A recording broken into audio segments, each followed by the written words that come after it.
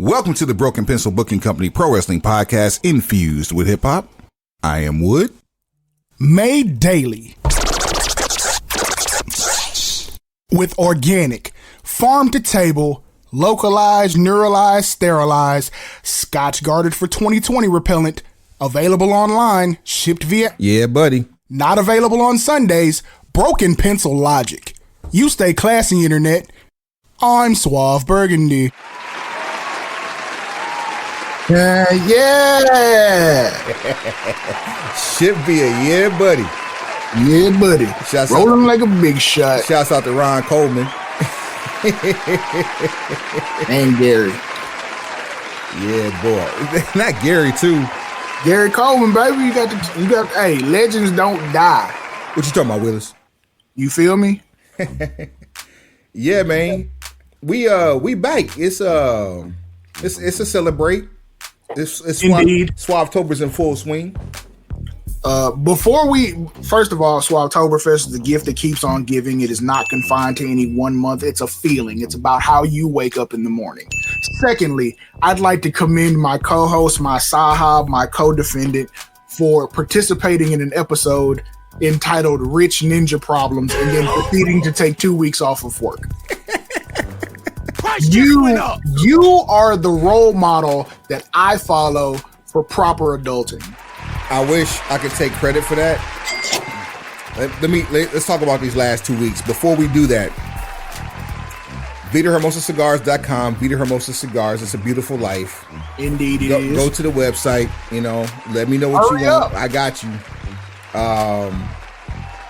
At Vita Hermosa Cigars on everything except for Snapchat at VH Cigars.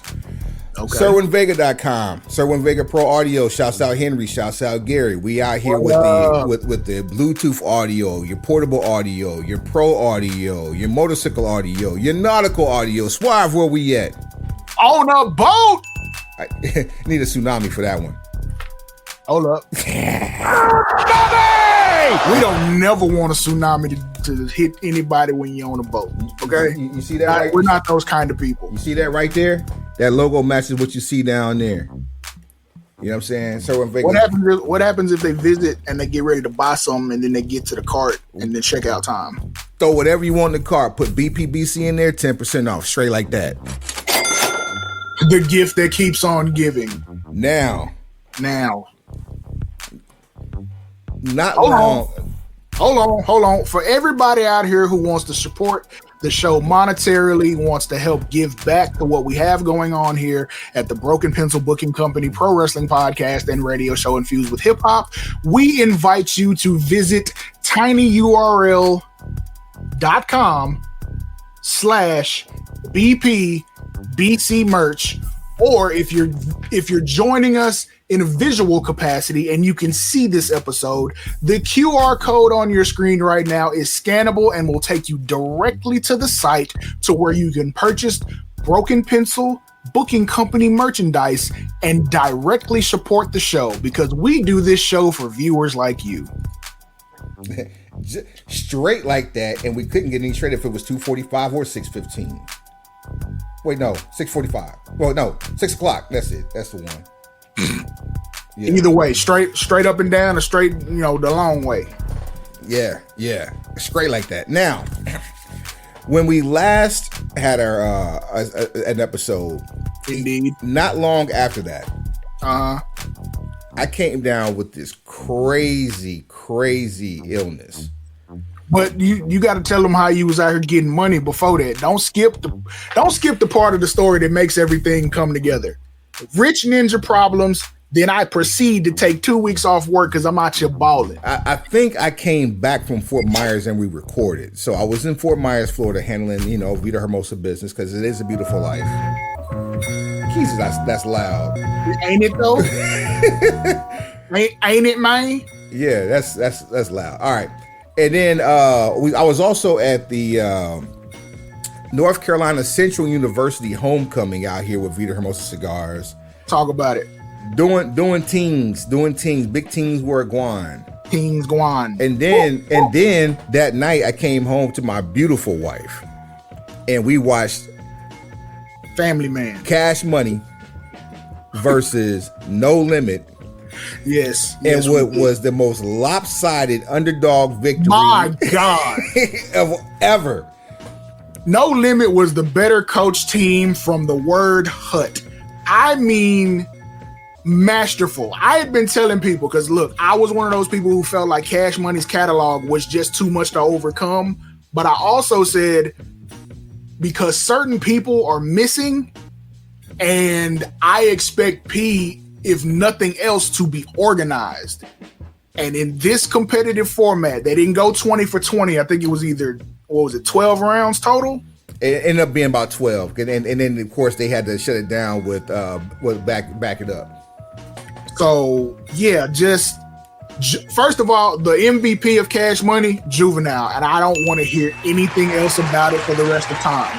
Juvie has carried that label. Matter of fact, I'm willing to say Juvie carried that label from 98 to 2025. And you know, the one song I wanted to hear from Juvie that we couldn't hear in that verses because it was not a Cash Money record.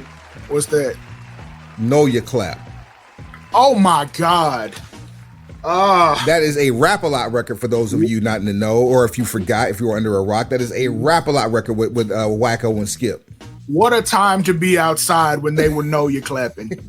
UTP were them dudes, but know Your Clap got, if you weren't in the No Limit era and you weren't in the Cash Money era, you got familiar with New Orleans bounce with Know Your Clap.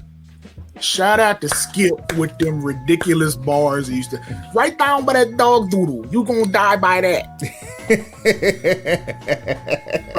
Look, and I was under the impression that No Limit was gonna be outgunned just because Cash Money's catalog stretches an additional 20 years.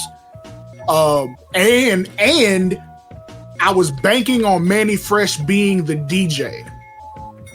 Manny Fresh showed out from track one. He gave us a glimpse. He gave us a glimpse of what he provided in track one. I wanted him to be the eye in the sky the entire time because he was going to be able to read the room. When Wayne and Turk were not in attendance and Manny had to come down out of the DJ booth to be a figurehead in the presentation as an artist, the major advantage that Cash Money had got lost. I didn't realize KLC was going to be DJing for No Limit. So now, which was crazy to see. Crazy to see. We didn't get the affirmation from Juvenile, which I was hoping to get. Which affirmation were you looking for? The block on fire. You remain in the G. You're a paper chaser. You got the block on fire, remain in the G. To the moment you expire, you know what it is. You make nothing out of something. You handle your biz. We cried over. But look, when they started with 400 degrees, I'm like, oh, okay, we off to the races. 400 degrees. You see me? I eat shit top rap. I thought right then we were in the midst of a blowout. Manny Fresh had a talk box, but not auto-tune. He had a talk box. He had a vocoder. Fam, Percy Miller said, "Okay, hold my beer." They calling this the P. They're running in place. They're calling it the P now. That's cool. Here's what I said. I saw, he had performed at like a outdoor festival, maybe like a couple weeks before that. He had a live brass band playing Make 'Em Say which sounds phenomenal. I can only imagine. But he was doing his run in place thing, and I said in the comments of an Instagram post, y'all got jokes. I see the No Limit Fitness app. Straight cardio action. The only people I had ever seen do that through a good portion of a set consistently over the last 20 years was Red and Meth. But they still not jogging in place like a boxer. No, there's a piece of their set where they do. That's crazy. But yeah, the No Limit Aerobics and Fitness app, I'm dead serious about that. P, tap in. We can do some business. I got the marketing side. That's all I'm saying. All of Birdman's post-match commentary aside, man, listen. for the culture, standing ovation. Standing ovation. Now that and we talked about this in real time, I was like, man, Wayne not being there is like a unforgivable offense. Well, be right. Here we go. Come on with it. So the shouts out to Logo Los, my dog of Earth Weird AF, and shouts out DB. Shouts out to Old Man. My dog Wolf. Yeah, we weirdos over here. Funko Fangers. We had our own commentary going on via the text thread. We had a plan and we should have executed it, but at the same time, and for different reasons, we all had the same score, which was an 8-4 washing by No Limit. Facts. Our text thread was phenomenal, and this on a live chat screen would have been like y'all to shut up. CompuBox numbers, straight up. We had scores and all that. But here's the deal: we were prisoners of the moment and said that Wayne was all types of everything under the sun except for a child of God for not being there.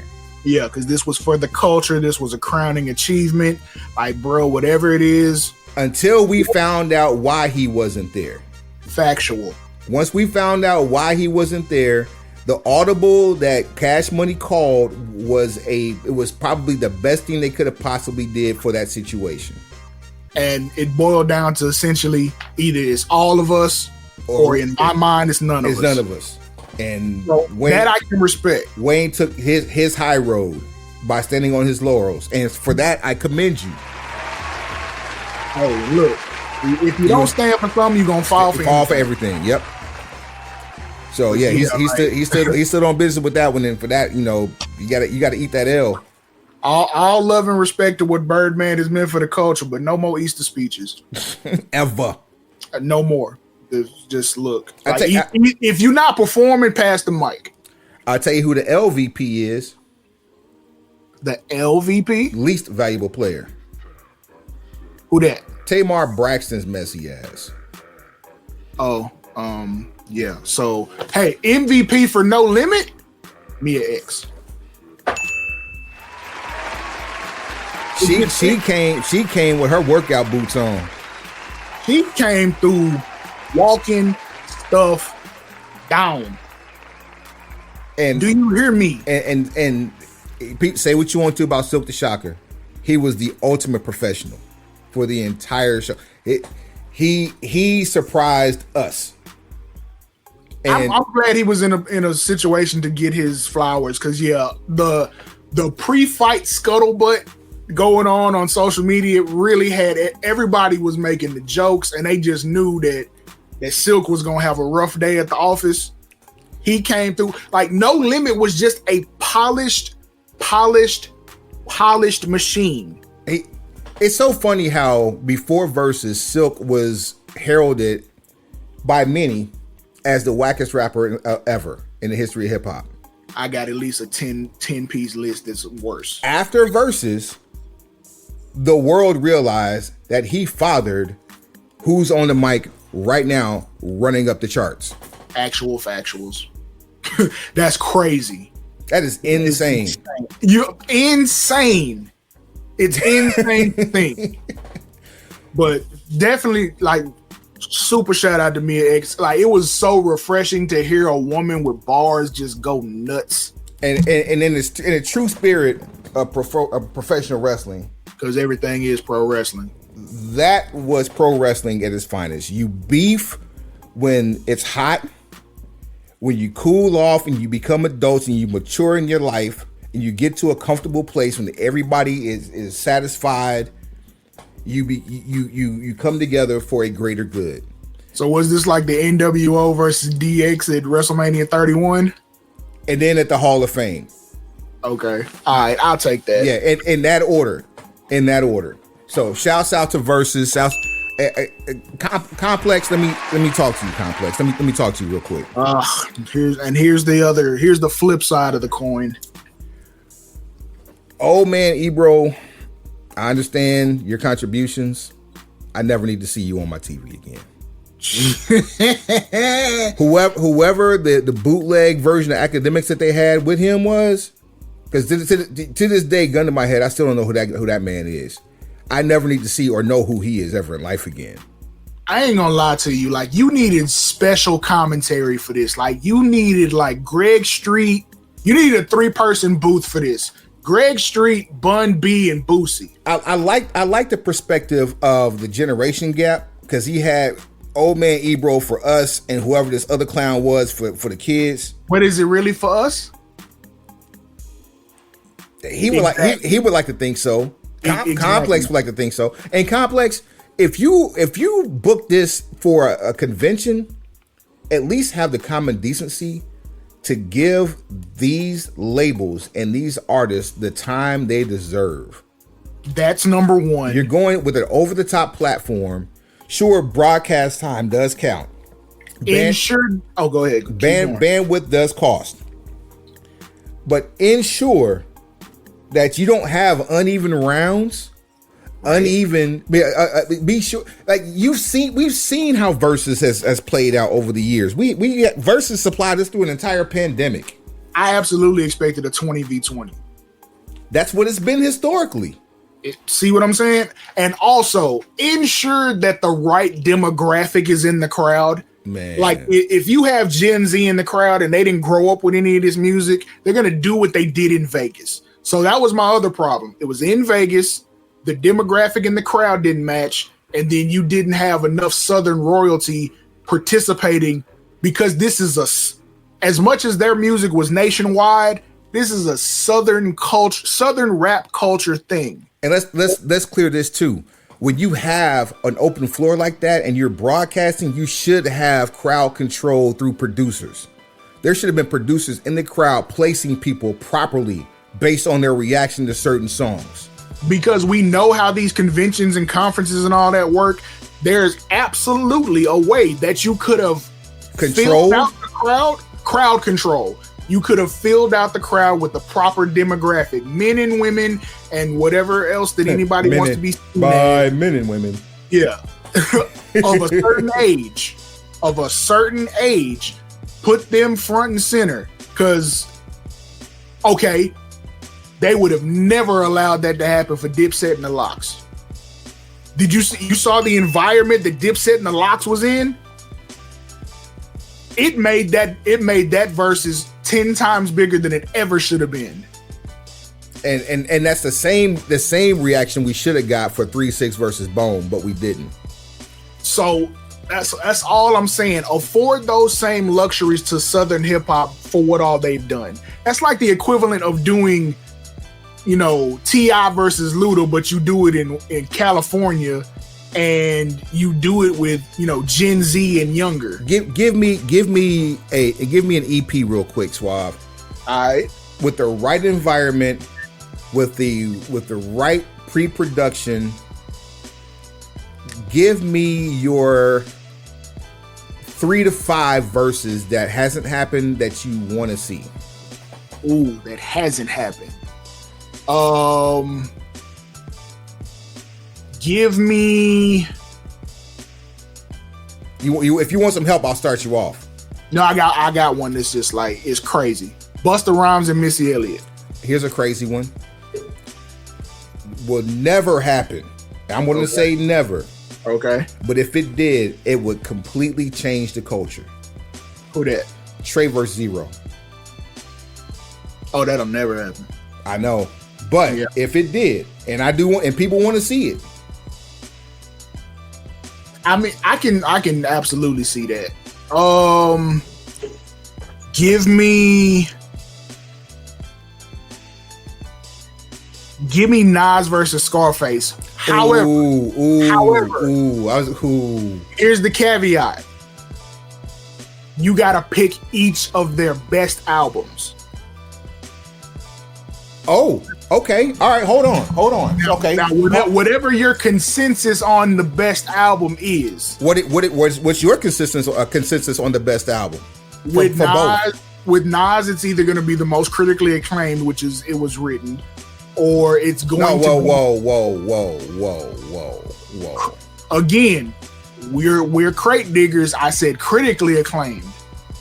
I'm still saying whoa. I hear you. I hear for a number of reasons. I hear you, but continue. So, I'll let you go ahead. Go ahead. Which Nas album would you say then? Well, the bar has always been, and I hate this conversation. The bar has always been Illmatic. Either one, I'll take either one. It's one. It's 1 and 2, 1A, 1B. However you want to work it, it's fine. And then probably King Disease 3 is an honorable mention of which one you could do. If we're going to keep it current, absolutely yes. That was so underrated. Now that we put it that way, you can absolutely scratch it. You don't have to pick one album. We can do career anthologies. They got enough music. They can do a 20. These Scarface and Nas will probably be two of the only artists that you could put head to head that you could do this with. A verses where you take one song from each album. That would be dope too. I'll take that. So with the format we were just talking about, what would the Scarface album be? I know which one's my favorite. I don't know who everyone thinks is the best. For me, his magnum opus, magnum opus is The Diary. I tend to agree. However, no, I'm sorry. Well, I'm sorry, not The Diary. No, wait. It is The Diary. No, not The Diary. Not The Diary. I'm sorry. The Fix. Oh, I can absolutely see how that. Yeah, The Fix to me was my favorite Face album is The Diary for personal reasons. But if you're looking at a career as a mountain, the peak of that mountain was The Fix. My favorite Scarface album, The Untouchable. That's my second favorite album.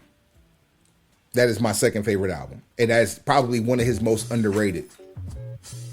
Who else you got? You said Scarface with Nas. I was actually gonna put Cube with Scarface. That's a cool look. Because Cube had it even up to 2006 when he did If You Scared, Go to Church.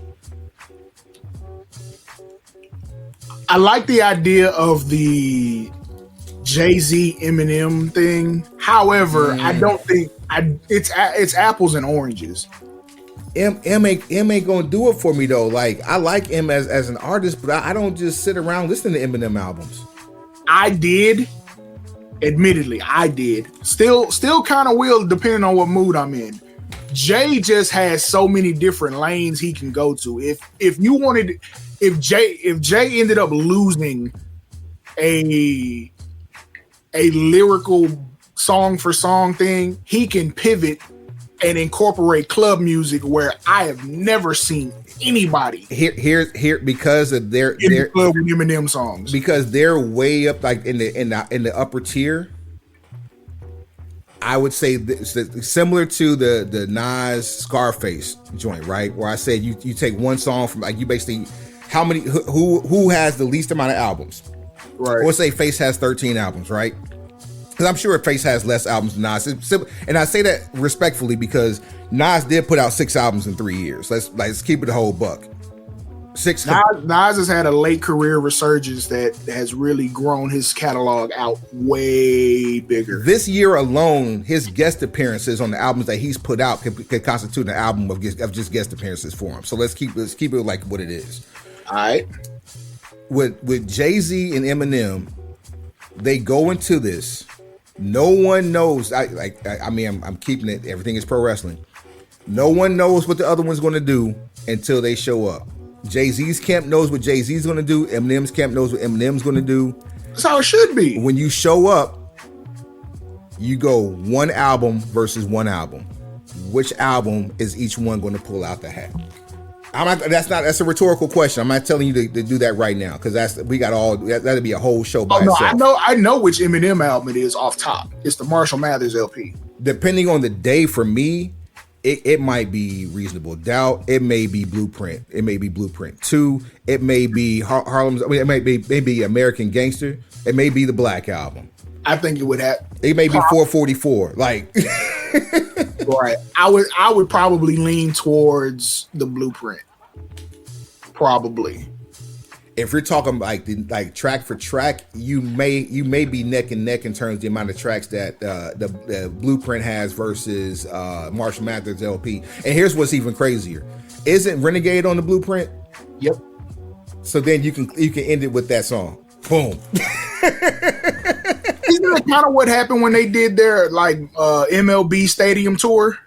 Yep, something like that. Same. So similar energy. Anybody else that we could think of? I really do not like that matchup for Jay now that I've said it out loud, but I can't think of a rapper that can share that space. Cause you know Jay's clever, Jay's very pragmatic. Jay is also petty. So he may break out a diss record for Eminem just for that show. No strategy is above Jay if he's trying to win, is basically my point. Yeah. Wayne can't even begin to stand on that stage with him, even with all the list of songs that he has. Like, it's gonna be a blowout because there's certain stuff he can pull out the hat that you just can't do nothing with.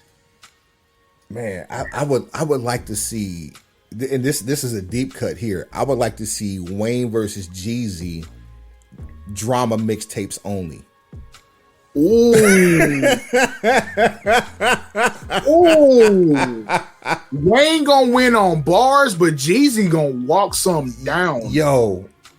Look, Shawty Red and Jeezy had an unrealistic run of mixtapes. Listen. We booking talent here. That's all I'm saying. Anyway, we could go versus all day long. Everybody talking about who's your top 5, who's your top 10, your top 50 list is trash. Nah, man, let's put these verses on. Let's see who can really rock some stuff. You know what I'm saying? So let me sprinkle the wrestling version of Mrs. Dash across this conversation before we move on to something else. What 2 classic wrestlers would you put together in a versus and you're doing their greatest matches? Ooh. 1v1, back and forth. Only because we know too much about Ric Flair's patterns. Yeah, Richard Fleer. When he was when he was the world heavyweight champion, Richard Fleer. Nate, I can't put him in it, and I hate that, but I can't put him in it.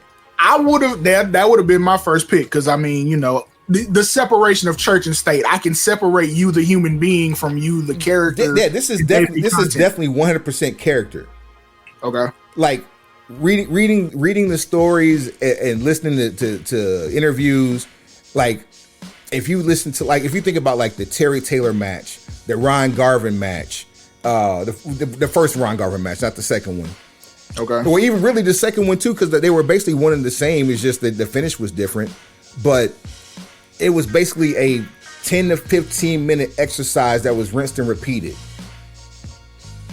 And it was just a test of Ric Flair's cardiovascular prowess. How he could gas somebody else out by doing the same thing. Facts. I mean, but you also got those classics with Steamboat, and you have, you know, some of those Dusty matches. You have. I got it, bro. I got it. I know Sting is your top dog. I'll tell you who I want to see. Who that? Versus with the best matches as far as our best, like if you take their best match versus the other person's best match. Yeah. HBK, Kurt Angle. And I'm talking TNA Kurt Angle. I like that. For me, the obvious choice would have been HBK and Richard Fleer. But yes, I very much can get with the idea of Kurt Angle versus HBK. Here's another one I do. Because you know we got a classic in WWE at HBK and Kurt Angle, but that wasn't Kurt's best stuff. Kurt Angle versus ECW Taz. Ooh. Uh-huh. Ooh, the human suplex machine. Yeah, because that's the only one Taz with 2 Z's in WWE, we're going to skip that altogether. Nah, 1 Z Taz. Yeah, 1 Z on my Taz, Paul. Yeah, yeah, 1 Z on mine, please. Who else? I'm good. I'm good with mine. Look, I can watch my match like on repeat. No, that's definitely fire though. Like that would be something very. That'd be cool. Like we just pretty much, started another trend versus in professional wrestling. Yeah. That's stupid. See? So you could actually build a catalog, and especially with AI, you can build a catalog of these, like your favorite wrestler's favorite or best match versus your favorite wrestler's best match, and put them together. One long mixtape. And if you can imagine that as an organization, you take your favorite wrestler with their best match and build a roster. That's ignorant. And because of the amount of time most of these matches are going to last, you don't really have to do such a large number. Max would be 10v10. You're talking about 45 to an hour every time. Give me an opponent for Bret Hart, then we're gonna wrap this up. An opponent for Bret Hart. Yes, and a versus. And they're at the peak of their career. Peak, whatever. Steamboat. So it was either gonna be Steamboat or Danielson. Savage. Bret Hart versus Randy Savage. That's a Styles make matches type of moment right there. Those are two styles that make fight wrestlers. Yeah. That's all I'm saying. Look at the money, shot. Yeah. We bite. Show at BrokenPistolBC.com, BrokenPistolBC@gmail.com, at BrokenPistolBC on all things social, at BrokenPistolBC on what? Everything. And everything. I need y'all to hit us up and give us y'all talking to the screen right now. Y'all need to talk to us. Let us know what you think. We'll talk about it. Just tell us what you think. That's crazy. Speaking of rebuilding rosters, couple episodes almost sound like we was done for the day. Couple episodes ago, we told you we had something for you. We couldn't go into too much detail because somebody was gonna steal our idea and try to do it, and then they were gonna fail. They were gonna do it wrong. Because you always do it wrong when you do these. WYBS. Y'all tried these tournaments while we took off. It didn't work for you. Don't worry, we still got them. We got tournaments we ain't even unfolded yet. No tournaments ain't got no motion, cuz. At all. None. Y'all are wrestlers short from having a full deck. You know what I'm saying? Like, you disappoint your mother. Look what you're doing. The nerve of you. The nerve of you. The nerve of you. Look at what you're doing to your mother. You're killing her. She's a beautiful woman. Take it easy. Take it easy. So we want to rebuild AEW. Facts. We had this conversation that started in a text thread about how you could either revamp, reinvent, reinvigorate the AEW product. We were the proponents of saying they needed smaller venues just because of the mass of sometimes unused real estate for being in an arena. However, there's been a bit of aura lost from the aesthetic. So we didn't need to jump too far down from where we were to where it starts looking low rent. But let's face it, the AEW that we got in 2019 and the AEW we got in 2025. People get older, people get hurt, rosters shrink, people go to different companies. Facts. It ain't the same. It just like we get more misses than hits. We still get the hits, but it was must watch TV for at least until even up through the pandemic for most of it. You got to be really dedicated these days. No cap. Like you really have to have some emotional investment in wanting to see AEW be successful. Which we do. We totally do. Yeah. Absolutely. Facts. You have to have it to watch that show sometimes. You have to have it to support WWE across all their hours of programming. You have to have some dedication, some emotional investment to the product. That's just how that is. So the aesthetic change with them going to smaller venues, almost to the point that I was like, you know what? I kind of like it better when they were in arenas just because of how it looked on television. But we started looking at the product. We're shooting texts back and forth and we say, you know what? This is how we would rebuild or reinvigorate the brand without having to fire anyone, without having to make wholesale changes. And you could essentially keep the same booking to a degree. But you would get much higher quality because less is more. And if you maximize what you have at the core of what you have, you will have much longer, you'll have longevity, you'll have better quality overall. Your output, your production at its core will essentially become better because you're putting your best foot forward every time. So your mission, if you choose to accept it, we are about to rebuild AEW mixtape style. There's only one us.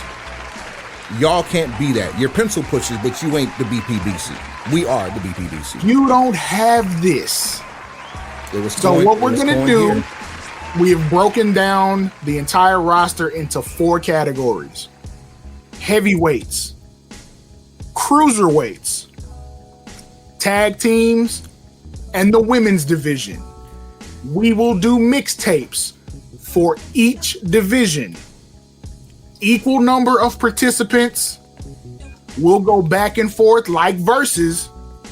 Matter of fact, the title of this episode should have been versus now. But we'll do for better reasons. We're taking a higher road here. Facts. So we'll do that. We'll go back and forth on selections. No repeats. We'll be using the official AEW roster. You can pull it up from their website and follow along as we're doing this. Not that we're plugging, but we're using it. AllEliteWrestling.com is where we're pulling this from. So, because we cite our source. Cut the check. Hey, you want a coin flip to see first? Well, nope. First of all, what we starting with? What division you want to start with? So this conversation started off of the amount of talent they had that could rebuild not just the cruiserweight division, but also give a higher visibility to Collision. So, and we started this particular part of the conversation with cruiserweights saying AEW is what would have happened if WCW put the cruiserweight division in the main event. That said, I think the cruiserweights should be the main event. And not to slight our women, because the women are doing a lot right now in AEW, but they have the lowest contingent composition of the 4 divisions that we have next to the men's tag team, which the men's tag team will also go interchangeable with the heavyweights. So, and we'll make some of our own tag teams out of the people who aren't drafted or selected for being a heavyweight. There you go. So that said, let's kick it off with the women. The ladies first. Okay, I can dig it. Rock, paper, scissors. How we doing? No, you got it because I'm keeping tally. So you got the first pick. Bet that. Let me look at the ladies. How many we going with on the women? For the ladies, we have decided to draft 16. So that's 8 entrants apiece. All right, run it. With my first choice, I will select, as I'm scrolling, I will take Athena. Sucker, took my first pick. I'm going with Timeless Toni Storm. That's a vibe. Give me Willow Nightingale. I see what you're doing here. No, don't put that jacket on me. Even though it do look that way, that's not what I'm doing right now. Let's go with Ultimo Monet. Good selection. And I'm calling her Ultimo Monet. Give me Megan Bane. Bane. They should really just call her Bane and call it a day. And they got the relationship with DC, so this actually absolutely work. Yeah. And until that dissipates, then that should stay. Come on. if we're gonna do this one on Saturdays, I mean, it's only right that we have it on Saturday night. Give me Chris Statlander. Good choice. Are we keeping tabs on this? Oh, come on. I got you, bro. And who was your selection just now? Chris Statlander. That's number 6. Because every night's Saturday night. Give me Jamie Hayter. He's a hater. Yep. I really like what she's doing. I hope that she can get well soon because I think bright things on the horizon for her. Give me Queen Aminata. Good selection, because I was very much looking at making her one of the selections. Give me. I'm looking for somebody on this roster, and I'm not seeing them. That's kind of telling. Oh, okay. Switched up the look a little bit. Give me Hikaru Shida. The first AEW Women's Champion. How about that? Yeah. Give me Sky Blue. Oh, wrong brand. Give me Deonna Purrazzo.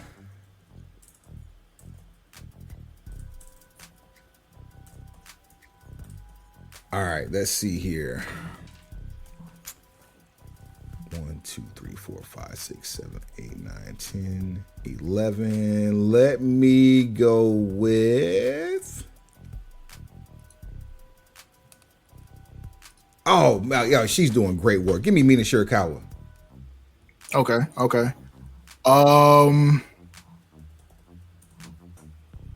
Still on the roster, so give me Ruby Soho.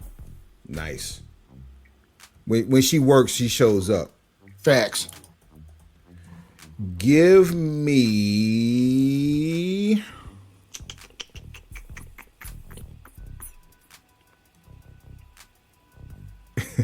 She's so unpredictable based on her history. Okay. I think it can make for interesting television. Give me Tekla. Okay. She's working on a blood feud right now with Aminata. You gotta chill. Whatever you got going on right now, you have to chill. Oh, I'm cooking with that one. Looking at the situation. This is your last one. This is my last one? This is your last one. Oh, okay. Well, somebody gonna get left out in the rain. Just for the sake of the presentation on television, give me Camille. Only because she's on the roster still. But yeah, her and Megan Bain should be a good pay-per-view match. You see what I'm saying? Like athletes that look like athletes. There's one that we omitted, unless you're about to take them with this last pick. There's one that we omitted that has always been a hot button for me because I saw the booking and I saw the writing on the wall. But go ahead, last pick.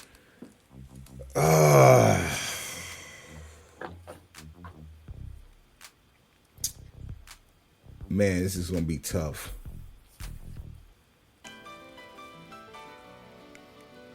Because I don't want to go for this because it's low hanging fruit, but it kind of goes with AEW. It's almost like you can't spell AEW without DMD.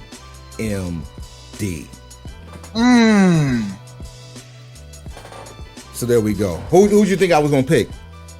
Who did I think you were gonna pick? Yeah. Either Serena Deeb or Thunder Rosa. Serena Deeb was actually at the top of my list for being last because of her history and the fact that she's a shooter. Like she's got that pedigree. Facts. But we're also building for the future. Let that be known. Yep. So I almost like her in the position of, producer and coach because she has that skill set. And she already is that. So it doesn't take away from the product because she could pop in at any time. Pop out and show. And let's keep it G. We're not doing 30-minute Iron Woman matches in our version of AEW unless there's a world title on the line and there's been like it's a feud breaker. It's a blow off match. We're also not doing 5-minute bikini matches either. No, we won't have that. So now the person I was speaking of that I was, that was my hot button. I didn't know if you would take them or not. Nyla Rose. You want to go mainstream and end up on CNN behind a wrestling angle. That's who you need to be involved for obvious reasons. I agree, but here's the deal. Okay. If we did this show in 2022, she would have been one of my top 3 picks. If we'd have done it in 2020, easy. I said from the time that AEW started, if you were gonna have Nyla Rose as an intricate part of the television product, Nyla Rose needed to be champion, and the rest of the division needed to pitch a fit about it. Especially how you built her to begin with. Bing bong. The cat's out of the bag on this one. So that needs to be front and center. I guarantee the national coverage that you get for properly executing that storyline will pay you back tenfold in viewership. And with you having a little bit more of the reins released off of the dog, if you will, on the network that they're on, and then now you actually have access via HBO Max. Like, there are things that you could possibly do that could never be done before. The support that comes in from one side plus the hate mail that comes in from the other side just puts AEW on yet another level. Reactions. Not cheers or boos, reactions. No such thing as bad publicity or whatever they be saying. Let's run it down. So for the women we got, in reverse order of what we picked, we have Britt Baker, we have Camille, Tekla, Ruby Soho, Mina Shirakawa, Deonna Purrazzo, Sky Blue, Hikaru Shida, Queen Aminata, Jamie Hayter, Chris Statlander, Megan Bain, Ultimo Monet, Willow Nightingale, Timeless Toni Storm, and Athena. That is your women's. Whoa. Booyaka shot, boy. That is your women's division. That is a fairly robust women's division. So you can do a lot of things with that. You can get your TBS champion, your AEW women's champion. You can carry some things. And you don't have to put them on a 4-on-4 8-women tag match. That not in our AEW. No, not at all. Not in our house. All right. So now, speaking of tags, 10 men tag teams. Question. Yes. The answer is yes. Okay, bing. So let me ask you. Do you think it would be better for us to do heavyweights first so we know how many people are left over to make tag teams? Oh, so you don't want to reuse the men in the tag teams. Got it. Yeah. So and the answer to your question is yes. So heavyweights. So we go 20 heavyweight men. All right, heavyweights. I will allow you to select first, since you gave me that privilege for the ladies. If we're building for the future, okay, and this is his last contract, I'm putting the rocket on Swerve Strickland. Love it. It's so funny because when we first built our own organization here with BPBC, he was one of my draft picks for the top people who had never been in WWE that should be. I can dig it. Heavyweight, Bobby Lashley. Come on, what are we doing? He was actually going to be my first pick, but I thought about the future. I mean, we're going to get that hate mail, but oh well. What's wild is Bobby's appearance has not changed in 20 years. Oh, everyone needs to know there's a weight limit cutoff on this. You have to be what do you have to weigh on the scale to qualify as the heavyweight? 220 soaking wet with a bar of soap and a towel in your hand. Disco Inferno, you don't make the cut. 215 ain't gonna get it, my boy. You can't be a cruiserweight at 235. I don't care how long he's been in the industry. I just know that he's got a lot more years in front of him than he has behind him, in my opinion. Okay. Especially if it finally used properly. I'm going with Gang. I'm going with Shane Taylor. Good selection. Now people are gonna be a little upset because the first 3 picks occupy one demographic. I don't care. I just figured, something for people to know. Give me Takeshita. Great pick. Pick. He is the future of the business overall. Man, talk that talk. Let's see here.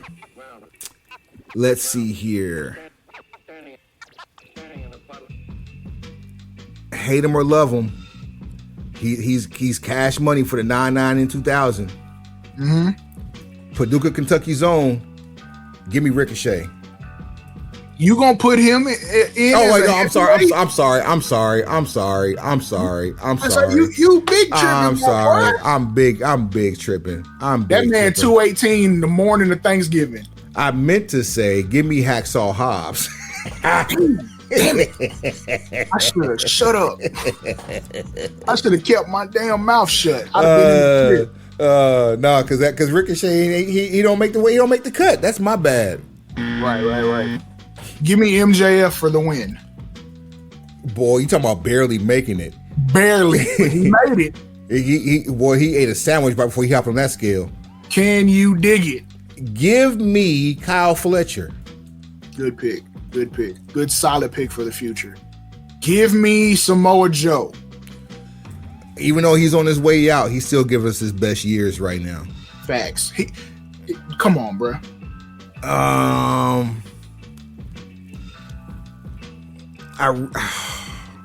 really think his last 3 years have not been properly used. But I think if you get no, I'm not gonna do that. I'm not gonna hurt myself with that one. I'm not gonna do that. Okay. I had to think about that one. But this that same explanation goes for this guy too. I really think he needs a credible title run beyond Ring of Honor. Give me Claudio Castagnoli. Okay, I can dig it. At some point they got to get it right with this guy. Give me Wardlow. We're halfway through. All right, who you got? Give me.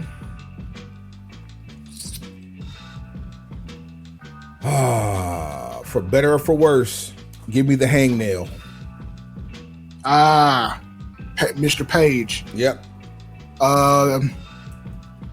Give me.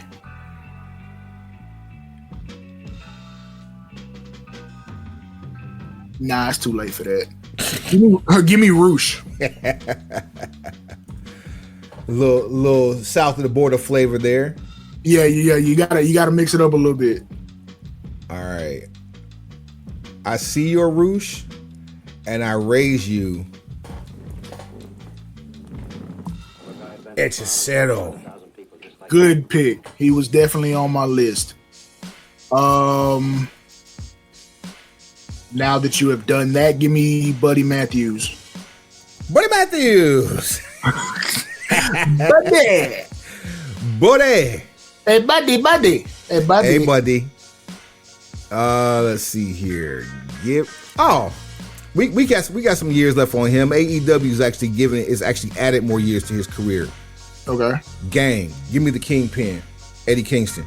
Eduardo Kingston. Give me Big Bill. Good choice. He's in the best shape of his career. Let's see here. Heavyweight division looking pretty decent right about now. We got 2 more picks apiece. 2 more each. Okay, good job for alerting me to that. Who you got? Whose turn is it? It's on me. All right. Man, I got to make these count. You absolutely do. You still got some gang on the board. You still got a couple of high level individuals. So we got to make this. We got to make this work. You know what I'm saying? Like, this is for the future of AEW. The future and the immediate present if we keep it a G. Let's see here. Barely making the cut. The entertainment value alone can put this man in any situation from lower card to main event. Okay. Pause. Give me Rock Hard Juice Robinson. Good selection. He got to grow that beard back though. I think he's working on it. Got to. Let me get. Wait, hold on. Who needed the beard? Who needed the beard more? Juice Robinson or Tommaso Ciampa? Oh my God! I've never seen. I have seen Tommaso without his beard. He was saying he just had to shave it. It's push. It's a push. Like Ciampa, Juice Robinson, and Nick Comoroto should never be naked ever in life. For no reason should you ever be out here naked face. Oh boy! You know the rule. We don't trust a man who'll shave all the hair off his face. We call them cops. Who you got, Suave? Ducking from the police. That's right. That's right. Let's see. Let's go. Beast Mortos. Nice. I like the extra flavor from south of the border there. Indeed. Hey, we putting on a certain type of match, even in the heavyweight division. Man, I got one more pick. Was that my last, or I got one more? You got one more. You got one more. Love it, man. Love it, man. With 25 lighters on, you know where it's at. Let's see here. Boy.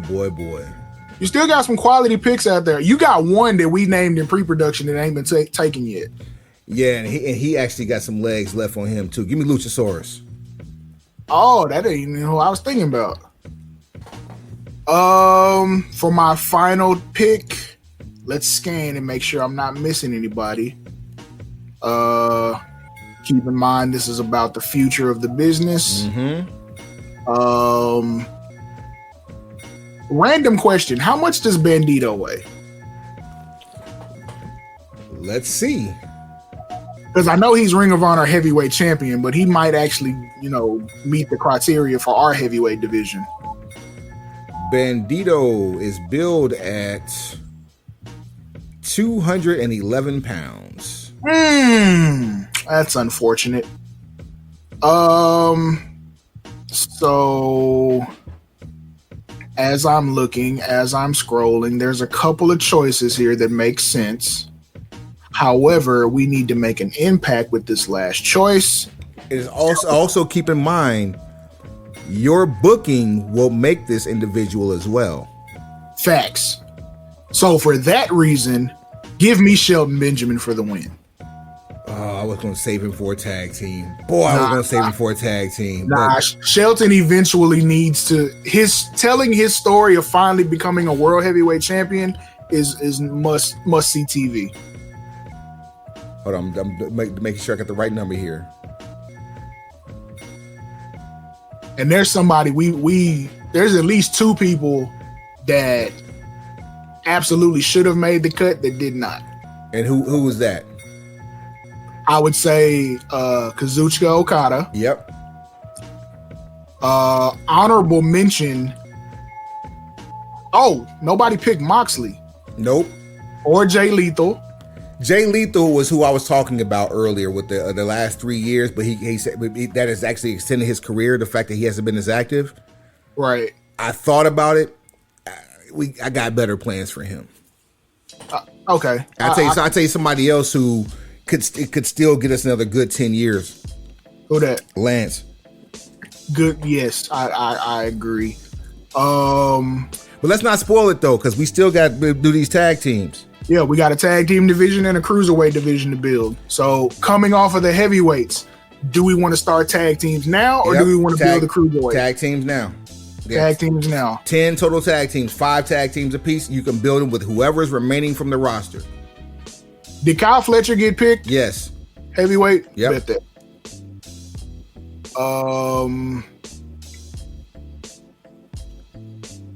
Is my turn to go first? Yes. Give me Bowens and Caster. We going back with the Acclaimed. Listen. Yeah. Stop messing with stuff that work. Keep your hands off of it. Just let it work organically. Let's see here.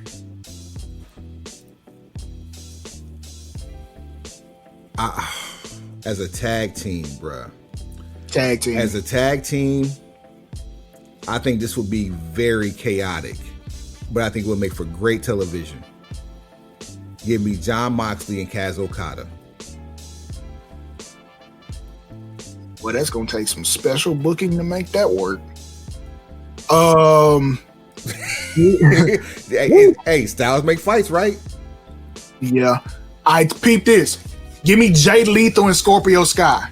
Damn it, that was my next pick. I swear to God, Yeah. it was. I told you I had better plans for him. Yeah. I'm out here. Yeah. Count this money. Let's see here. Hey, give me the Gates of Agony. Good choice. An already assembled situation.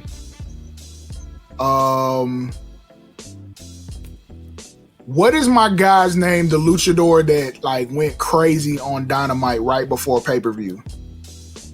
You're not talking about because I don't see him on this roster. So that's because I think he's probably because he's CMLL. That's probably why. Okay, boom. So forget that. Let's go. Tag team, back again. Give me. Too many people around here. Give me the Gun Club.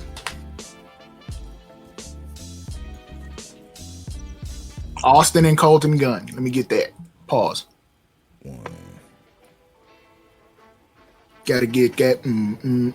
Gotta get that. Give me.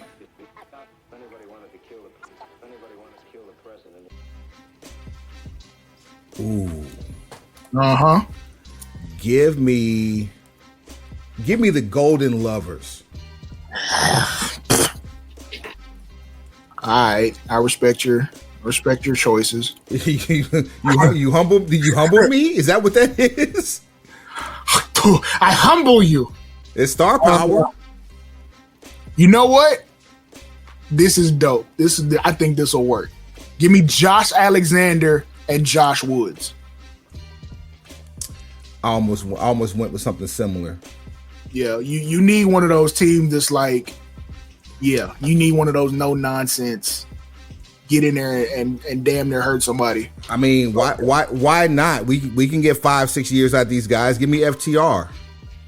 Good choice. That was almost my last pick. This is your last pick coming up, by the way. This is my last one. Gotta make it count. Let's see. I'm looking. I'm getting thin, boy. Tings Guan. I need a steal right here. Who is somebody that matters that can bring me some dollars? Let's see. No, them. They're already. Give me the Outrunners. Let's just keep it simple. There you go. Give me the Outrunners. So that I had 2 last picks. There were one of them. Okay. Who else you got?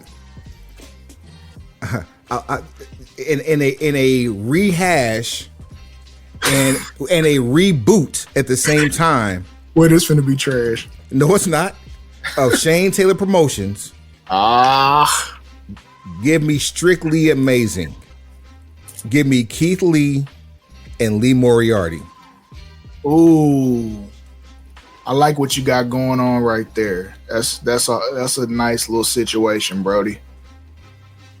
Yeah, so there we go. So for the tag teams, we have the Acclaim, we have Moxley and Okada, we have Jay Lethal and Scorpio Sky, Gates of Agony, Gun Club, Kota Ibushi and Kenny Omega as the Golden Lovers. We have, I hate you. Give me Josh Alexander and Josh Woods, FTR, Outrunners, and Keith Lee and Lee Moriarty. Now then, if you will.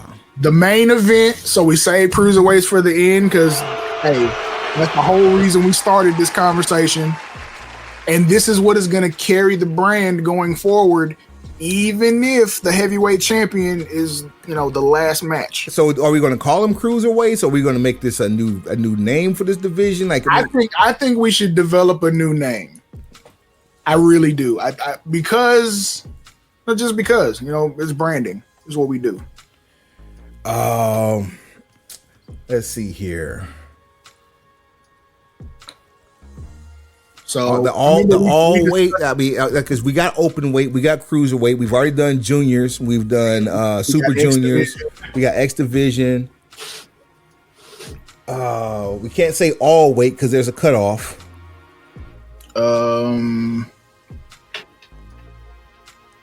Yeah. I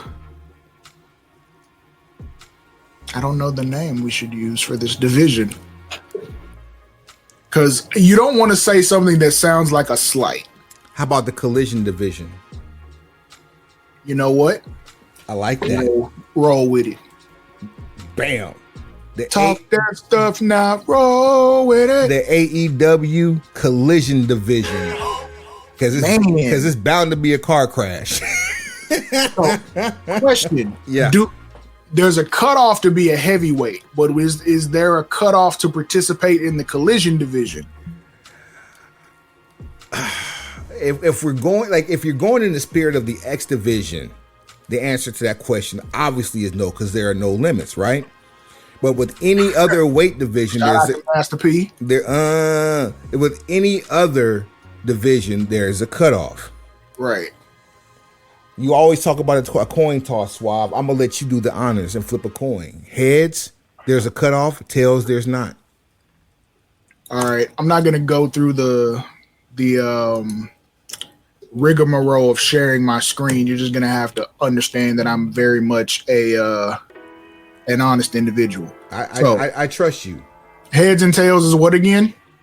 Heads would be there is a cutoff. Tails, there's not a cutoff. All right.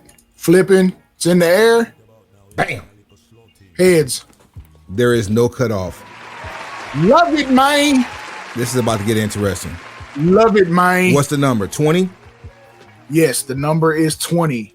I feel like we undershooting it, but yeah, the number is 20. This is going to bring some eyes to Saturday night's product, HBO Max.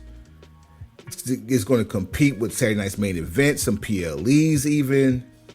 Like when you say your best foot forward, every Saturday it's got to be can't miss.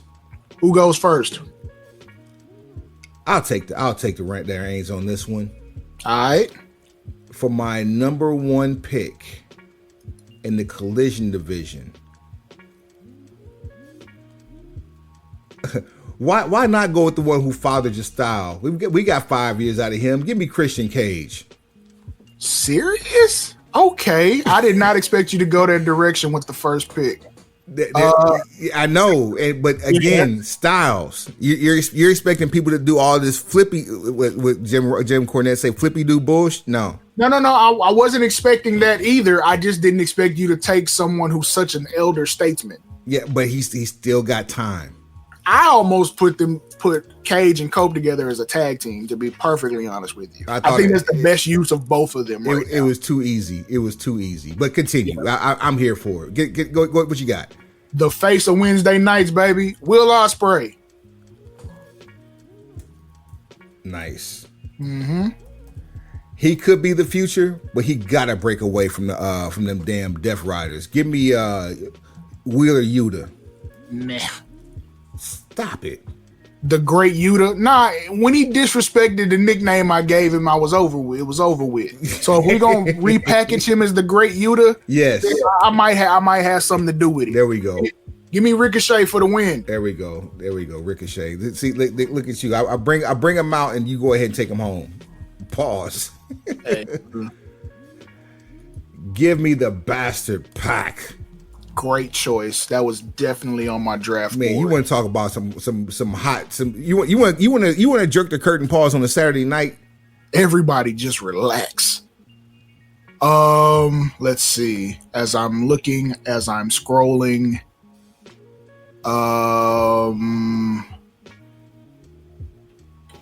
give me Brody King.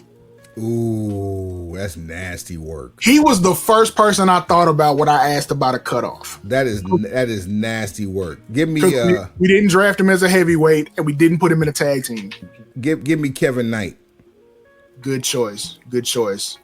Give me Darby Allin. YFN Darby. YFN Darby, baby. Rebranded as such too. Yes. We out of control for that one. That's hilarious though.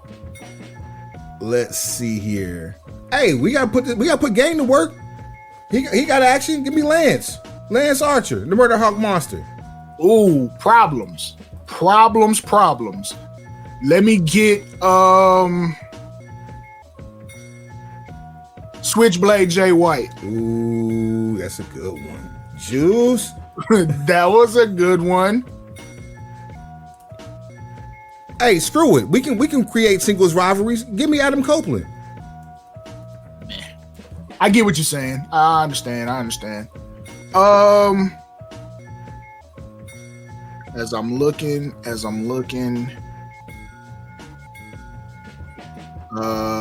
get some of these obvious guys up out the paint. Looking, scrolling. You already took Kevin Knight. Hey, perfect for this division. Give me Leo Rush. Great choice. He was definitely. I had a backup for him, but that's definitely going to be my next choice. Okay. Give me. I'm going through here now. When he's focused, I really like his work. I really like this man's work, and I think he deserves a better shot. Give me Brian Keith. Okay, I can dig that. He got a few too many strikes on his record for me to take this guy. We'll come back to him. Nah, for real. Like he's perfect for it, but at the same time, it's like, bruh, the only improvement I need to see is change behavior. Let me get. I'm tripping. Bandito. I'm about to say you tripping. I'm super tripping. Get Bandito off the board. Give me Daniel Garcia. Bruh, don't be shooting this down. I mean, I'm not. He's on the list. Got Switchblade off of there. Terrible. He flees off the board. I know I'm missing somebody. Look again. Look here. Give me. I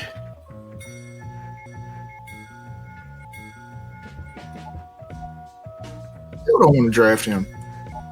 You know what? It's time for a breakout star. Give me Bishop Khan. He's in GOA. You took Gates of Agony. Okay, Yeah. okay. All right. That's my fault. We got YFN Darby out here. Give me. It's getting tight out here. I just took Bandito. Give me. Don't like that guy either. Hook. Nice. Let's see here. We got two more apiece. Let's see here. Tell him, Hawk. Well. Uh-oh. From Sussex County, Delaware. I knew it. Yeah. That was going to be my next one. I knew it was coming. People say I can't do it without my brother, but I really can't do it without my teeth. The word of the day is amalgamation. Mark Briscoe. Come on with it. Love it, man. Give me.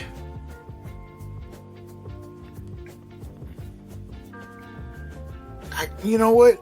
I guess it just has to happen. Give me Sammy Guevara. It does. That doesn't have to happen. It doesn't have to, but somebody's got to be a chicken shit heel. You got it. Somebody has to be, inflammatory. All right. I do have a real question. Now, wait, I have a question. Yep. And I might take that pick back. Can we count Andrade? No, we cannot. I'm really upset we can't. I don't see why not. But yeah, I understand. Well, he's not on here. You're right. He's not on. That's the short answer. He's not on the official roster. Boom. All right, who you got? For my last pick, if we're gonna build for the future. I started with the past. You finna take my last pick, I can tell. Top Flight's own Darius Martin. Oh, good job. You didn't take my last pick. Give me Nick Wayne for the win. Nice. I almost spelled it with 2 C's. Yeah, we rebranded him. Nick with 2 C's. Nick Wayne. All right, so for the Collision division, we have Nick Wayne, Darius Martin, Sammy Guevara, Mark Briscoe, Hook, Daniel Garcia, Bandito, Brian Keith. This sounds live. Brian Keith, Leo Rush, Adam Copeland, Switchblade Jay White, Lance Archer, YFN Darby, Kevin Knight, Brody King, Pac, Ricochet, Wheeler Yuta, Will Ospreay, and Christian Cage. Man, that's stacked, bruh. I mean, it's G. Now, and we still got a bunch of leftover talent. Like, we need like a brass knucks division or like a hardcore deathmatch division.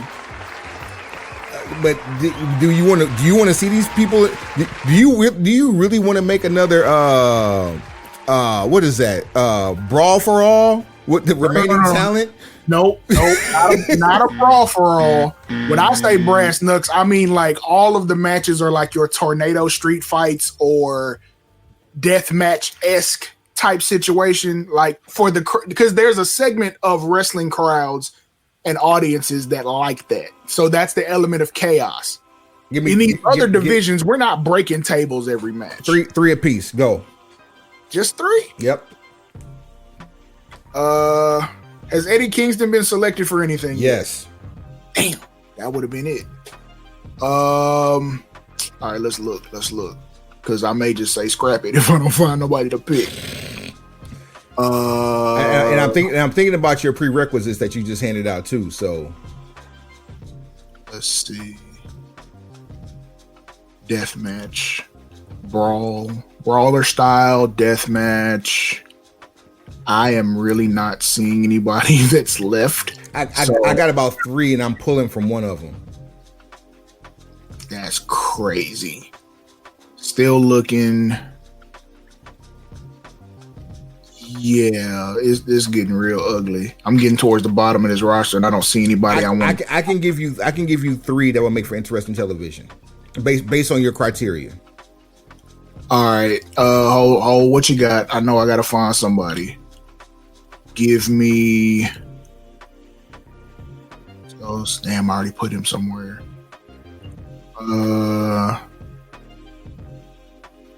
Yeah, I ain't gonna lie. I don't see anybody. Not from what's left. I'm gonna give you 3 that based on your criteria. If there are more people that appeal to you, they could be in a faction and still fight themselves. That's gonna make me want to pull them off TV. But go, who you got? I'm just saying, like, just when I tell you the names, you'll hear me. Okay. Trent Beretta, Roderick Strong, Tony Nese. I would prefer them in the Collision division if I'm being 100. I hear you. I just don't think, and of course we can book them how we want to book them. I just think that the Collision division that we built was more entertaining long term. True. You know what? I'll keep it G. More so than doing a deathmatch division, I think I'd rather add like 4 or 5 to Collision division. I mean, there's 3 right there I just gave you. All right, so then give me Brian Cage. Is he still on here? Yeah, he is. Okay. So yeah, Brian Cage. Give me.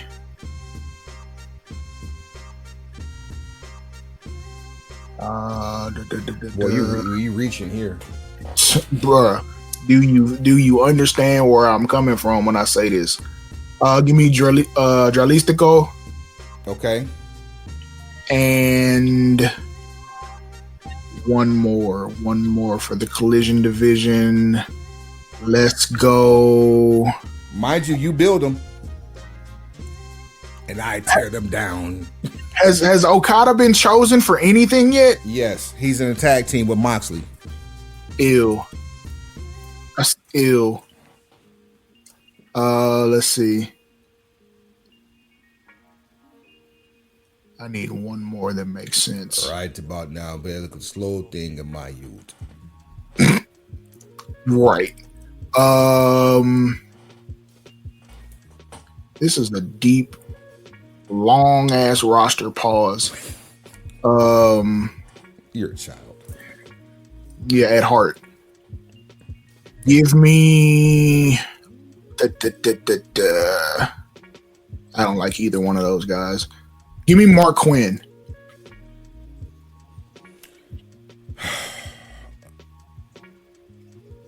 Yeah.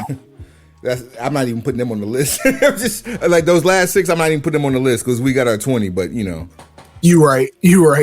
Just like I would like to see a deathmatch division, but I don't see from the leftovers. And I don't mean that disparagingly, but from the leftovers after we've chosen all these other divisions, I don't see anybody that could fill out a deathmatch or Extreme Rules or / hardcore division type situation. I don't see enough of them, which means you got to go shopping on the open market. Yeah. Well, there it is. We've given you the brand new AEW. Yeah. Love it, man. Yeah. All right. So there's that. One last bit of business here. Let me drop the music for this. Actually, we'll give him some music because he was they had some hip hop undertones about them, so I can leave the music going. Last week we Pro Wrestling lost a seminal member of one of the more unstoried times in WWE, but sometimes you have personality that outshines what the product itself in that downtime. And in that, I mean 1/3 of Men on the Mission, Sir Mo, aka or better known as Bobby Horne to friends and family, passed away at the age of 58. Numerous medical complications, but he fought until he couldn't fight anymore. And he was survived by, children, wife Denise. And I thought, it is what it is. That's when you wifey, And on top of just, being a former WWF tag team champion, he spent a lot of time in Memphis, lots of time in North Carolina. Actually, he's a North Carolina native, which is where you got to start. But later on, he actually moved to the Dallas-Fort Worth area and kicked off Soar Wrestling. And we actually interviewed the Soar Wrestling and OIWA World Champion, who's still currently the OIWA World Champion, no longer the Soar World Champion, and Dante Smiley. Indeed. What up? And he is definitely like a son of sorts to Sir Mo.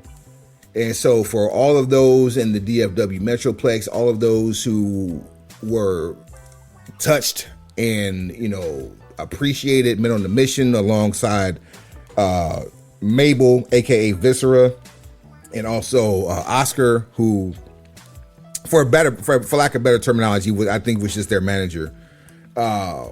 We like to send our heartfelt condolences and prayers of strength, and just know that your man's no longer suffering, and he gave us a hell of a fight, and gave us a lot of years between himself and Men on the Mission, and the likes of people like Dante Smiley, who was also recently on an episode of Power Slap, by the way. But don't try to test him because he liked that in real life. So relax, because he took one shot. Don't mean that he can't give one back. So proceed with caution. Yeah, there you go. And so Bobby Horne, aka Sir Mo, we got a 10-bell salute for you when we end the show.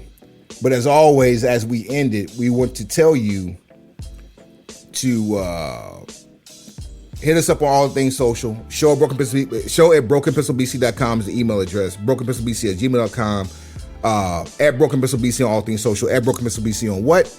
Everything. And everything. Suave, take him to the house. Pencil pushers, like, rate, share, subscribe, tell a friend, tell that friend to tell a friend, and then tell that friend again. Heads up. This is your daily acknowledgement. Indeed. Pencils down. Rest in peace, Sir Mo.